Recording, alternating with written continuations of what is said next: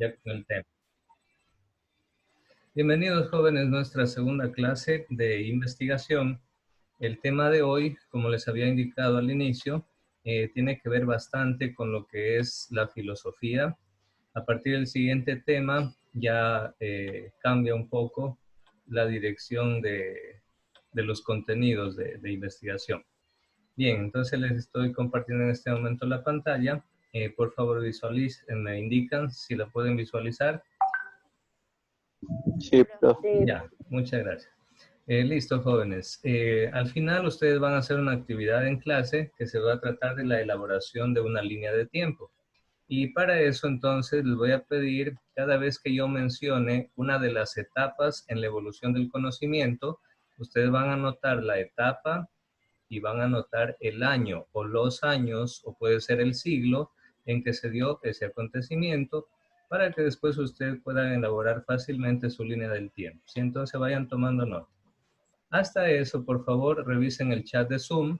Van a armar rápidamente este rompecabezas y el que lo termina primero me avisa, por favor.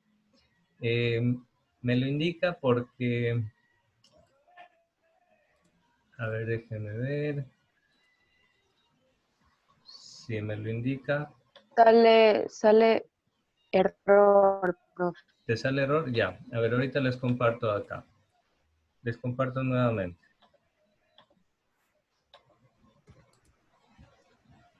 A ver, listo. Intenten con este rompecabezas de acá. Sale error. ¿Le sale error Lo igualmente? mismo. Sí, lo Sí, mismo profe, sale error. Ah, ok. Bueno, vamos a saltarnos este paso entonces y vamos a ir directamente a visualizar este video para no perder mucho el tiempo. Bueno, ya voy a chequear qué sucedería. Mientras tanto, entonces vamos a observar este video que nos va a introducir en el tema y nos va a permitir visualizar cuál es el origen del conocimiento. Todo evoluciona en este mundo, jóvenes. Nada termina igual que como nace. Definitivamente siempre hay un cambio, una evolución, y el conocimiento no es diferente. También ha tenido su evolución. Entonces, mucha atención, jóvenes. Aquí tenemos el video.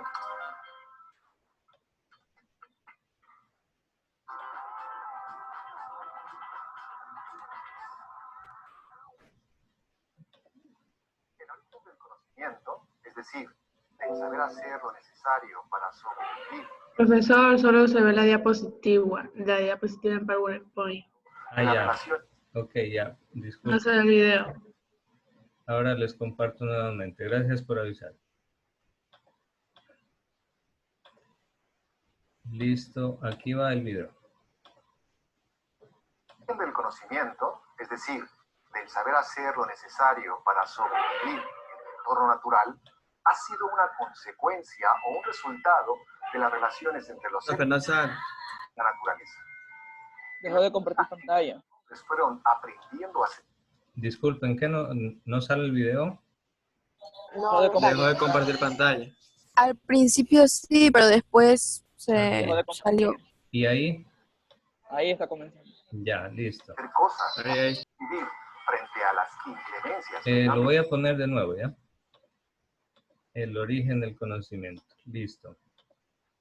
El origen del conocimiento, es decir, del saber hacer lo necesario para sobrevivir en el entorno natural, ha sido una consecuencia o un resultado de las relaciones entre los seres humanos y la naturaleza.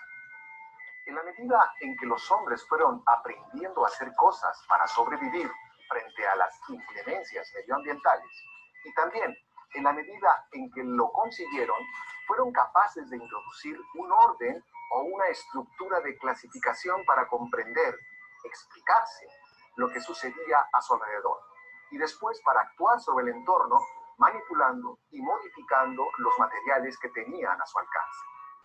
Lo primero que hace un sujeto al conocer el entorno y así someterlo a sus propios intereses de adaptación es llenar de contenidos todas las cosas y avatares que le han llamado la atención.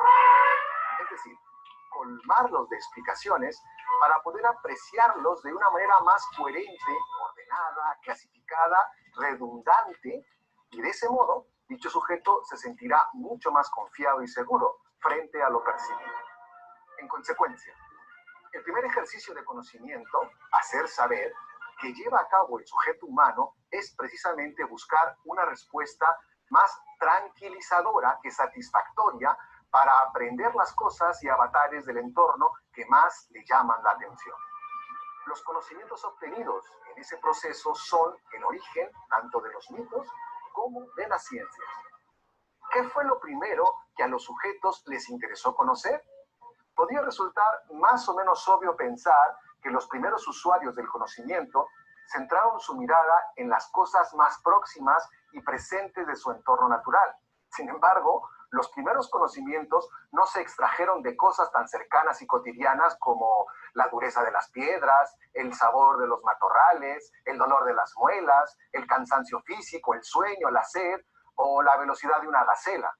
Todo lo contrario, los primeros conocimientos surgieron de aquellos objetos que se localizaron a mayor distancia de aquellos sujetos que desarrollaron la capacidad de conocer.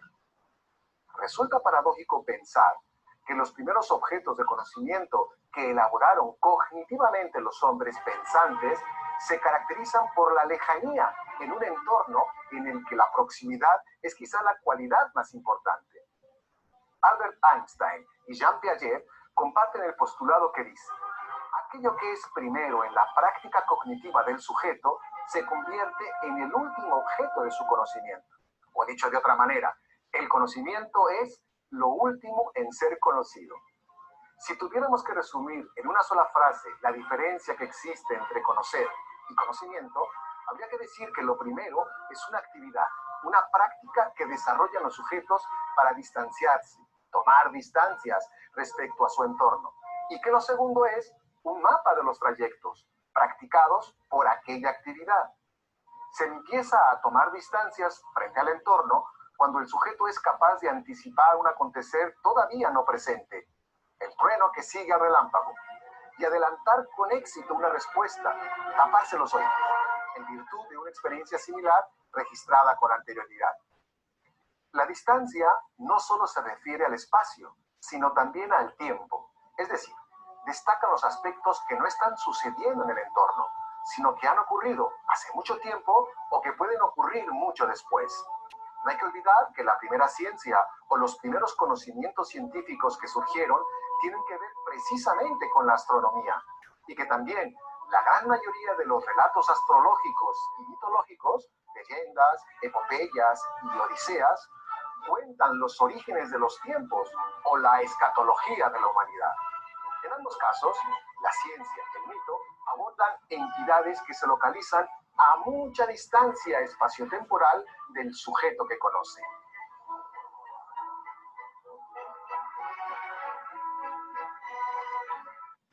Muy bien, gracias por su atención, jóvenes. Ahí termina este primer video. Entonces quisiera preguntarle y pedir la participación de Naya. Naya, abre tu micrófono, por favor. Según lo que vimos en el video, ¿qué es lo que primero le interesó conocer al ser humano? ¿Los objetos que estaban cerca de él, alrededor, o los objetos que estaban lejos de él? Claro que los objetos estaban cerca de ellos. Por ejemplo, la dureza de la piedra. Y no solamente se trata de los objetos, sino también de lo que estaba alrededor de la naturaleza, ya sea los dolores del cuerpo o necesidades que ellos tenían. Ya, bien, Naya, eso precisamente mencionó el video. Sin embargo, nos hacía alusión a que más interés demostraron los hombres primitivos por los objetos que estaban lejos.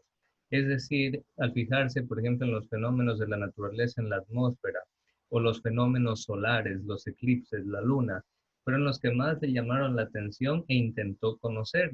Pero en aquel entonces, Naya y compañeros, como no existía la ciencia, no existía un telescopio como para visualizar qué es lo que pasaba, por qué el sol se oscurecía en pleno mediodía a causa del eclipse, ellos no sabían lo que era un eclipse, ellos no tenían idea que la luna se entreponía entre el sol y la tierra para tapar, en fin, no conocían esa ciencia, entonces ellos intentaban darle alguna forma de explicación a esos fenómenos que ellos observaban. Y para ello, aquí tienen ustedes, mis estimados jóvenes, la primera etapa de la evolución del conocimiento humano. Recuerden, vayan anotando las etapas y los siglos y años en que se desarrolla.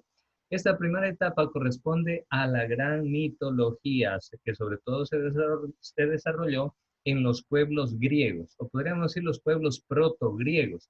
¿Qué significa protogriegos? Los pueblos que precedieron a los primeros filósofos de Grecia. Pero no solamente en Grecia se dieron esas narraciones fantásticas llamados mitos, sino también en los pueblos mesopotámicos. Y entonces, ¿qué sucedía? Cuando el hombre primitivo no tenía la ciencia, ni telescopios, ni microscopios para averiguar científicamente la causa de los fenómenos de la naturaleza que les causaban asombro, que les causaban terror incluso. Entonces, cuando ellos miraban en la naturaleza fenómenos como los que ustedes pueden ver en las fotos, formación de tornados o una tormenta eléctrica, ellos entonces escribieron, o mejor dicho, narraban historias como para darles una explicación. Esas narraciones fantásticas son los mitos, que a la final lo que quieren ellos es tratar de explicar la realidad mediante esa narración fantástica. Ahí lo tienen ustedes. Concepto de mito es una narración que tiene como protagonistas a dioses, a héroes, y son creados para tratar de explicar una realidad de forma fantástica. Por eso cuando ellos veían que brillaba el rayo desde el cielo y hacía un tremendo ruido cayendo en la tierra, y cuando caía sobre los árboles los quemaba, los destruía y quemaba la tierra, ellos decían, allá arriba en la atmósfera hay un Dios que está enojado. Y le pusieron un nombre a ese Dios, dijeron, ese Dios es Zeus. Y cuando ellos miraban un maremoto o una tromba marina, la tromba marina se parece al tornado, pero sucede en el océano. Cuando ellos miraban una tromba marina que venía en el océano, ellos decían, el Dios de los mares está enojado. ¿Y cómo se llamaba ese Dios? Era Poseidón. Esa fue la primera etapa, pero tuvo que darse un salto de esa etapa del mito a logos. Y el logos, por eso, ya es una explicación racional de la realidad que se basa en argumentos, pruebas y razones. Y es justo en ese instante, jóvenes, cuando se da ese paso del mito a logos, cuando comienza la filosofía y el conocimiento comienza a volverse algo mucho más racional. El hombre comienza a dejar a un lado ya la parte de la fantasía y más bien le da más importancia a la parte de la filosofía, de la razón. Ahí tenemos, por ejemplo, miren cuántos dioses tenía, y estos solamente son los principales dioses que había en Grecia. En los pueblos romanos tenían otro panteón de dioses, otro grupo de dioses. Por ejemplo, entre los griegos aquí vemos que primero existió el caos, el gran vacío, no existía nada, ningún dios. Pero luego surgieron del caos, Gea, Cronos, Zeus, Rea y Urano. Luego de la unión de Cronos y Rea nace Zeus, que es el dios de los cielos. Y de ahí, bueno, nacen dioses de primera generación y de segunda generación. Bueno, esa era la explicación y esa fue la primera etapa del conocimiento. Segunda etapa del conocimiento, jóvenes. Como ustedes se dieron cuenta, primero fue la parte mitológica y después se evolucionó un poquito más el pensamiento, el conocimiento humano, y vino la segunda etapa con los filósofos griegos. Jóvenes, los griegos tienen el gran honor, el gran orgullo de prácticamente ser los inventores en el sentido de que ellos sistematizaron el conocimiento, la filosofía que existía en aquel entonces. Esto se dio entre los años 600 y 200 antes de Cristo, y en Grecia surgieron incluso varias escuelas de conocimiento. Las más famosas de ellas fueron las escuelas de Platón y Aristóteles, sobre todo. Y el maestro de ellos que se llamaba Sócrates. Acuérdense la sigla que siempre estudiamos en filosofía, S-P-A, Sócrates, maestro de Platón, y Platón, maestro de Aristóteles. Entonces, jóvenes, la segunda etapa fue la filosofía griega, que puso las bases de la especulación o del conocimiento, del razonamiento en la filosofía occidental. Miren, ya vamos en el segundo escalón de la evolución del conocimiento. Vamos a ver qué ocurrió en el tercer escalón, en la tercera etapa de la evolución del conocimiento. Pues resulta, jóvenes, que Grecia fue conquistada por el Imperio Romano. ¿Cuándo sucedió esto? Sucedió en el siglo III antes de Cristo. El Imperio Romano no era un imperio de filosofía o de grandes conocimientos de este tipo, especulativos, sino que era un imperio de armas, de guerra, de militares. Y bueno, pues los lograron vencer los griegos y los conquistaron. Cuando se encuentra la civilización romana con la civilización griega, ellos se dieron cuenta que los griegos tenían algo que ellos llamaban filosofía. Pero al inicio los romanos no le prestaron atención a la filosofía. Dijeron, no, para nosotros lo más importante son las armas, es la guerra, es la fuerza física. La filosofía no le vamos a dar tanta importancia por el momento. Pero más tarde se dieron cuenta que la filosofía les ayudaba a desarrollar el pensamiento, a crear mejores leyes para gobernar su imperio, y ahí sí le dieron importancia a la filosofía. Una característica importante del Imperio Romano, jóvenes, es que si bien al inicio no se interesaron de la filosofía, después ellos reconocieron que el imperio tenía la obligación de cuidar las almas, pero cuidar en el sentido de educar, de enseñarles filosofía, de enseñarles sabiduría. Luego, jóvenes, en el siglo IV después de Cristo, el emperador Constantino, él fundió la cultura romana, que ya estaba mezclada con la cultura y la filosofía griega, la fundó con la tradición judeo-cristiana, es decir, con el cristianismo. Y así nació, jóvenes, por primera vez, la cultura occidental cristiana. ¿Por qué se llama occidental? Pues porque hace referencia a todas las naciones que están ubicadas en el hemisferio occidental de la Tierra, es decir, desde el continente europeo hasta acá actualmente América. Ahí vemos en el mapa, miren el mapa, por favor, aquí está Roma, la capital del Imperio Romano, en la bota italiana, de color azul, que ustedes pueden ver, y aquí se encontraba Grecia, con su capital, su principal metrópoli, que era Atenas, y otra metrópoli importantísima, aunque entre ellas a veces se declaraban la guerra, que era Esparta. Miren, aquí cerquita estaba Grecia, y por eso los romanos luego conquistaron. Todo lo que ustedes ven en color, jóvenes, todo esto de aquí fue el Imperio Romano. En distintas etapas de la historia, el Imperio Romano fue conquistando todo esto. Es decir, todo alrededor del mar Mediterráneo. Por eso, ¿sabe cómo le decían al mar Mediterráneo? Le decían Mare Nostrum, es decir, nuestro mar. Lo consideraban su mar privado. Así de grande era el Imperio Romano. Muy bien, cuarta etapa, jóvenes. Una vez que en el año 395 el emperador Teodosio dividió el Imperio Romano, bueno, sinceramente hay que decirlo que el Imperio Romano ya estaba en decadencia, estaba debilitado, sufría constantes ataques de los pueblos del norte, de los bárbaros que venían desde las regiones de Alemania, de lo que actualmente es Alemania, Holanda, etcétera. Tenía muchos ataques por esas fronteras, internamente, políticamente había mucha corrupción, era un imperio que se estaba desmoronando. Entonces el emperador Teodosio dijo, voy a dividir mi gran imperio en dos partes. Y la parte del este, es decir, esta parte que ustedes ven de color amarillo, le dio a Arcadio, uno de sus hijos. Y la parte del occidente, del oeste, le dio a su hijo Honorio. Prácticamente 75, 80 años después, cayó el Imperio Romano de Occidente. Esta parte de aquí de verde del Imperio Romano cayó, fue ya destruida como imperio, dejó de existir. Se dividieron en diferentes regiones, diferentes reinos, pueblos, etc. Y en 1453, miren, 1000 años más tarde, imagínense todavía cuánto duró el Imperio Romano de Oriente. Duró 1000 años más, porque en 1453 cayó el Imperio Romano de Oriente con la famosa caída de Constantinopla en el poder de los turcos. Y bueno, en ese año, jóvenes, en 1453 comienza la filosofía medieval, ahí falta una L, medieval, que se la conoce también como el medioevo. ¿Sabe por qué le dicen medioevo? Es una forma como para denostar un poquito como de desprecio a esta etapa, porque resulta que desde 1453 y algunos siglos en adelante, cerca de 5 siglos más o menos, pues prácticamente la humanidad no produjo mayor conocimiento filosófico. Era como que se estancó la filosofía, como que no desarrollaba ideas nuevas, nuevos pensamientos. ¿Y sabe en qué se debió en gran parte esta situación? Tuvo que ver debido a que en la sociedad lo que gobernaba sobre todo era la religión cristiana, la religión católica. Entonces, pues para la religión católica en aquel entonces, hoy en día es diferente. Miren que el conocimiento y la evolución del pensamiento de la religión católica también ha cambiado.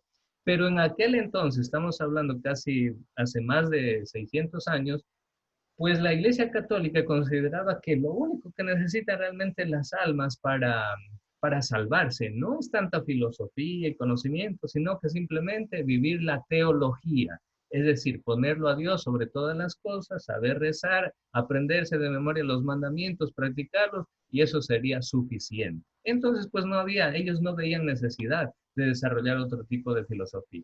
Luego, en la quinta etapa, jóvenes, al final de la Edad Media, ahí ustedes pueden ver cuál es la quinta etapa, la escolástica.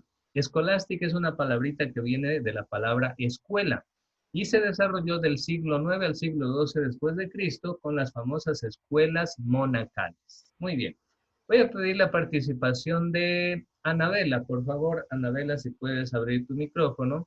Y vamos a tratar de adivinar. Dígame, profe. Ya, Anabela, vamos a tratar de adivinar, hacer una interpretación subjetiva de esta figura, de esta imagen que tú ves en pantalla. ¿Qué crees que es eso de ahí? Lo que tú puedas suponer o adivinar. Se trata de eso simplemente. ¿A qué se parece lo que tú ves ahí? ¿Quiénes serán esas personas? ¿Qué estarán haciendo?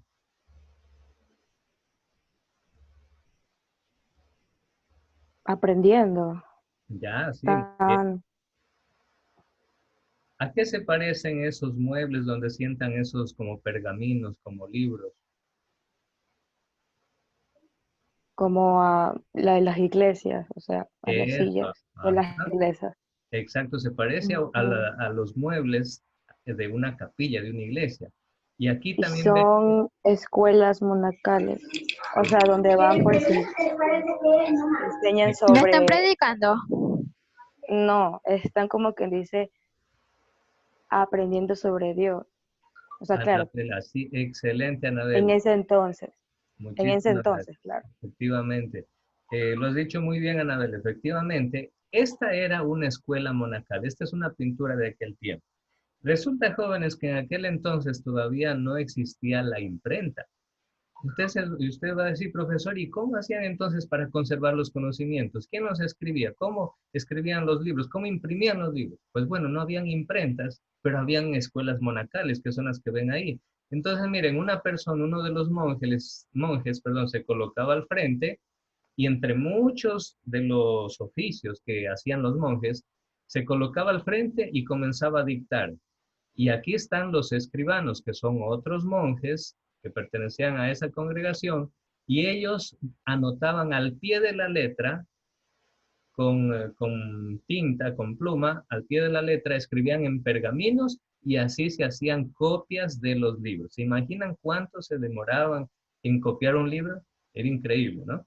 Y bueno, y como lo dijo muy bien Anabela, no solamente eso sucedía en las escuelas monacales, sino que también en estas escuelas pues impartían el conocimiento, pero como bien lo dijo la compañera, no era pues tanto un conocimiento científico, sino que sobre todo era el conocimiento de Dios, de la Biblia, de los mandamientos, de los evangelios, el significado, el mensaje de la palabra de Dios, y eso era lo que interesaba en ese momento.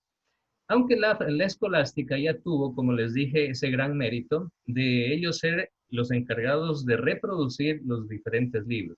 Y ahí, en las escuelas monacales, es donde se comenzó a reproducir los escritos de los filósofos griegos, sobre todo de Aristóteles y de Platón. Y como los monjes copiaban y reproducían estos libros, entonces mucha gente ilustrada, sobre todo eclesiásticos, monjes, obispos, sacerdotes, leían esa filosofía griega y ahí comenzó a evolucionar mucho más el pensamiento.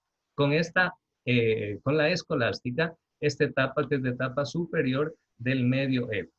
Y así, jóvenes, finalmente, no finalmente, lo que quiero decir es que para finalizar la etapa del medioevo, para finalizar con la última etapa del medioevo, que era la escolástica, aparece el Renacimiento. Ahora yo quiero que participe, por favor, Melanie Cruz. Melanie, ayúdame tú, por favor, interpretando estas dos imágenes. ¿Qué diferencias notas que existe entre la pintura superior y la pintura inferior? Háblame de las vestimentas, háblame, no sé, ¿qué se te viene a la mente? ¿Cuáles son las diferencias que tú ves? Que la primera imagen están como como que hubiesen sido religiosos, algo así. Exacto, es como una concepción muy, muy religiosa, ¿cierto? Ajá. Y en la Y en segunda, la otra, En la segunda imagen, como tipo Como que se deja ver demasiado, ¿qué cosa? el cuerpo, o El sea. cuerpo. Exacto. Gracias, Melanie. Excelente. Efectivamente, lo que dice Melanie, así mismo sucede, jóvenes. Esta pintura de aquí es una pintura de la época medieval. Observen bien, jóvenes, ¿quién está en el centro? Esta mujer que está aquí vestida con una túnica negra o azul oscura, muy larga, es la Virgen María, y aquí representa al niño Jesús. Es decir, miren, Dios, la religión es el centro de todas las cosas. Eso era en la época medieval. Por tanto, la religión controlaba el conocimiento. ¿Y qué decía la religión? Hombre, para salvarte, hombre, para ir al cielo, pues no necesitas tanta filosofía, necesitas portarte bien, cumplir los mandamientos y se acabó. No necesitas tanto estudios, ¿verdad? En la época medieval. Pero miren lo que hace el Renacimiento.